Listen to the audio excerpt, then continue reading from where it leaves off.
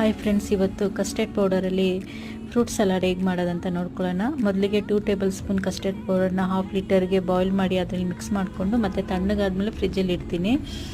ಈಗ ಹಬ್ಬಕ್ಕೆ ಅಂತ ಎಲ್ಲ ಫ್ರೂಟ್ಸ್ ತಂದುಬಿಟ್ಟಿರ್ತೀವಿ, ಅದು ಮಕ್ಕಳು ತಿನ್ನೋದೇ ಇಲ್ಲ.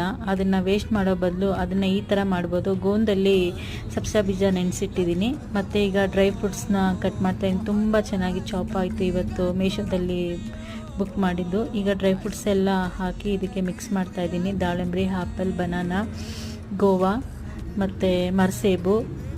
ಈಗ ನೆನೆಸಿಟ್ಟಿರೋ ಸಬ್ಸಾ ಬೀಜನೂ ಹಾಕ್ತಾಯಿದ್ದೀನಿ. ಟುಟಿ ಫ್ರೂಟಿನೇ ಹಾಕ್ತಾಯಿದ್ದೀನಿ. ಈಗ ಹಾಕಿ ಎಲ್ಲ ಮಿಕ್ಸ್ ಮಾಡ್ತಾಯಿದ್ದೀನಿ. ಒಳ್ಳೆ ಟೇಸ್ಟ್ ಕೊಡುತ್ತೆ. ಈಗ ಇದ್ರ ಜೊತೆ ಐಸ್ ಕ್ರೀಮು ಮತ್ತು ಡ್ರೈ ಫ್ರೂಟ್ಸ್ ಹಾಕಿ ಮಕ್ಕಳಿಗೆ ಕೊಟ್ಟರೆ ತುಂಬ ಹೆಲ್ತಿಯಾಗೂ ಇರುತ್ತೆ. ಅವರೀಗ ಬೇಡ ಅಂತ ಹೇಳಲಿಕ್ಕೆ ಚಾನ್ಸೇ ಇಲ್ಲ. ಮಕ್ಕಳು ಎಂಜಾಯ್ ಮಾಡ್ಕೊಂಡು ತಿಂತಾರೆ. ನೀವೊಂದು ಸರಿ ಮನೇಲಿ ಟ್ರೈ ಮಾಡಿ. Thank you for watching.